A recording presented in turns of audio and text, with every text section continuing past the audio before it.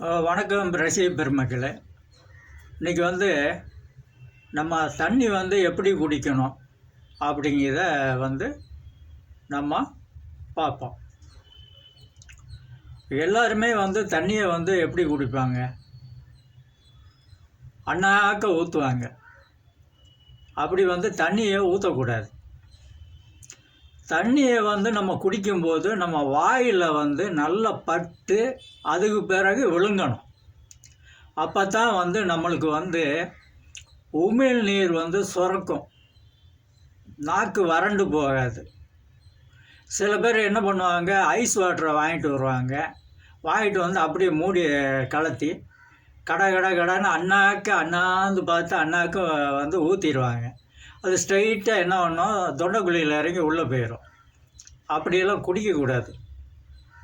குளிர்ந்த நீரை நம்ம குடிக்கிறது நம்மளுக்கு உடம்புக்கு பல நோய்களை கொடுக்கும். அது ஸ்ட்ரைட்டாக உள்ளே போகும். எந்த நீர் குடித்தாலும் நீங்கள் வாயில் நல்லா பட்டு அதுக்கு பிறகு நீங்கள் விழுங்குனீங்கன்னா உங்களுக்கு உடம்புக்கு நல்லது.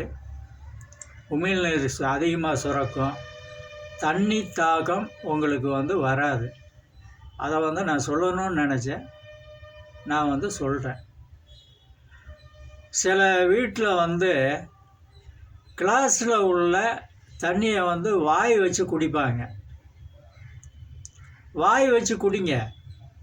அப்போ தான் வாயுக்குள்ளே நல்லா அந்த நாக்கிலலாம் அந்த தண்ணீர் பட்டு உள்ளே போகும். அண்ணாக்க குடிக்கிற பழக்கத்தை விட்டுருங்க. அது சில நேரம் என்ன ஆகும்னா சிரசல் ஏறும். நீங்கள் குடிச்சிட்டு இருக்கும்போது சிரசல் ஏறிச்சின்னா அது சில நேரம் அது உங்களுக்கு உயிருக்கே ஆபத்தாக கொண்டு அது முடியறதுக்கு கூட வாய்ப்பு இருக்குது. அது நேரம் என்ன ஆகும், நுரையீரலில் போயிடும். நுரையீரலில் போனால் நம்மளுக்கு பல உபாதைகள் வரும். இதனால் நம்ம உடம்பு சரியில்லாமல் போகும். அது உயிருக்கே ஆபத்தில் ஒன்று முடியும். அண்ணாக்க குடிக்கிற பழக்கத்தை தயவு செஞ்சு விடுங்க. தண்ணியை வாயை வச்சு குடிங்க. குடிச்சிட்டு அந்த கிளாஸை நீங்கள் நல்லா கழுவி வச்சுருங்க. ஒன்றும் தப்பு கிடையாது. அது உங்கள் வீட்டு கிளாஸ் தானே, கழுவி வச்சுருங்க.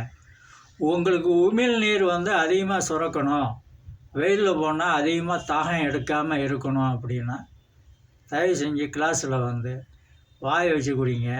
அண்ணாக்க ஊற்றாதீங்க. அது தப்பு. இதை சொல்லணும்னு நினச்சேன். நான் உங்களுக்கு சொல்கிறேன். நன்றி, வணக்கம்.